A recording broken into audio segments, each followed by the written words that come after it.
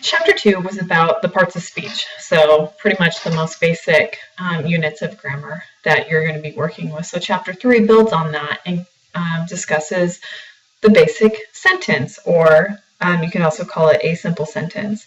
There are 4 different sentence types: the simple, the compound, the complex, and the compound complex. So we're just starting with the simple, what it is and what it contains. And I think the book starts out with a basic sentence this early because it's just kind of the bare bones kind of sentence. It doesn't mean it's really short, as you'll see in the examples I provide. It just means that there's not multiple independent phrases going on. There's not a lot of clauses going on. It's just a subject and its predicate.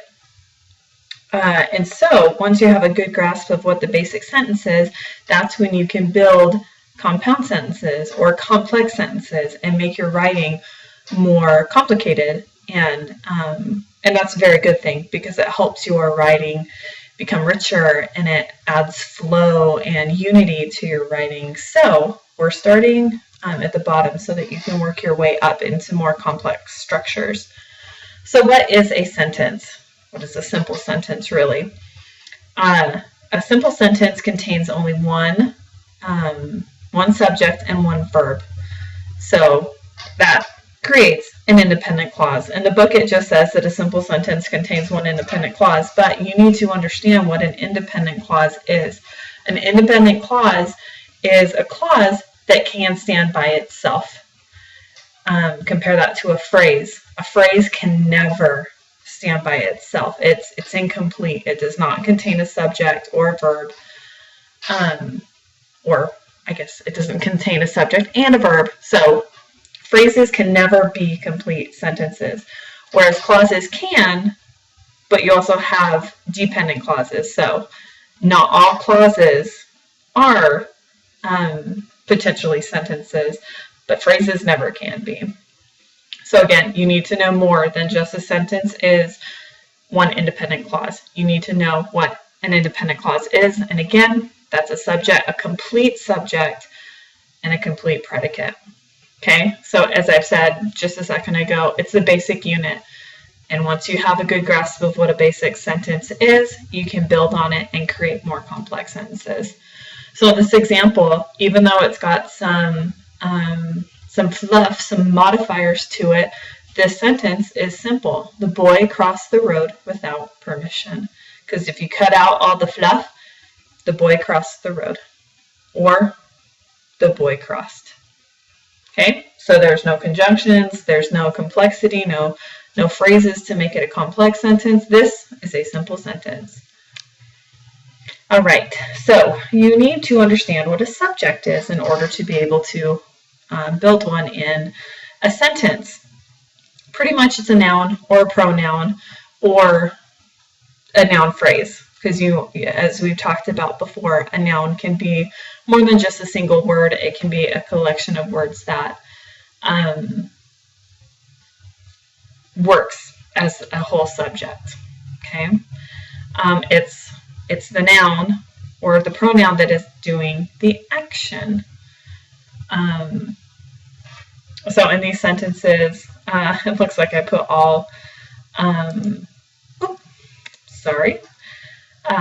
linking verbs in here, but that's okay. So it is a lovely day. It is the subject, very simple, just one word. My gray cat is purring. Cat is the simple subject. In the book, it will define for you simple, complete, and compound subjects.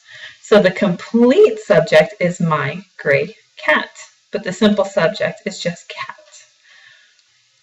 And then this is a compound subject. My gray cat and my black dog are sleeping. They are both the subject of the sentence. Okay, again, so you can have a simple subject, a complete subject, and a compound subject. Just to mention really quickly, they can be stated or they can be implied. Sometimes if you write a sentence that is a command, like go wash the car, the implied subject is you. So just because the word you isn't in the sentence, you is still the subject of it. Oh, I've got an error here. The subject usually comes before the verb, not the noun. So usually before the verb, but not always. So in these cases, they all come before the verb. All right, so what is a verb? It's, again, an action word. We talked about verbs from chapter 2. You're gonna hear even more in a future chapter. But again, just remember it's the word or phrase that expresses the action. I went to the store. Action verb. I am having. Is that a linking verb? All right, so direct objects versus indirect objects. These can get a little complicated. So again, if you just have a basic understanding, that's all I can hope for at this point. You just need to be able to identify them when you need to. So the direct object answers whom or what of the verb. So in this first sentence, she found what? Her wallet, direct object. Indirect objects answer to whom or for whom. Gosh, sorry, gotta stop clicking. So in this case, wrote is the verb. Wrote what? A letter to whom? My dad. Okay. Modifiers, we've talked about modifiers before. Adjectives and adverbs. Ugly, quickly. Ugly is an adjective, quickly is an adverb. And again, we're going over all these things because this is what makes up a simple sentence. So if you're wondering why the textbook is repeating itself already, it's going to continue to. It's giving you the basic introduction to these concepts, but this is how you apply them in a sentence. And then appositives, they mentioned really briefly. It's just when you rename a noun or a noun phrase, or it is a noun or a noun phrase that renames a noun or a pronoun. It's usually almost, I can't think of a reason when it's not, so I'm going to say it is always set off by a comma. So here, Bob is surrounded by commas. My neighbor is surrounded by commas. And there's another comma here before Bob. So in the book, from what I noticed, most of the appositives, all of the examples that it lists for appositives belong in the middle of the sentence. That's not always the case. I included an example here of an appositive at the end of the sentence because that's also another really common way to see it. So appositives, don't be deceived. Appositives are not always in the middle of the sentence. Usually I see them more at the end of a sentence. So it can be both. I don't want you confused by that. So sentence fragments. This is where you are able to apply the information you have to prevent errors. So we know that a simple subject must have a complete, simple subject, I think that's what I said. A simple sentence must have a complete subject and a complete verb or predicate. The predicate is everything that is included with the verb. And a predicate should be a word that you're relatively familiar with. So to have a complete simple sentence, you have one subject, one verb combination. You can have a compound subject and a verb, and it's still a simple sentence, so don't get hung up on that. It's just one independent clause, which includes a subject and a predicate. Okay, so that's a simple sentence. If you do not have a complete subject or a complete verb, it forms a sentence fragment. So as you're writing, you have to make sure that every single one of your sentences has at least one subject and verb combos. Okay, that's why it's so important for you to understand what a simple sentence is.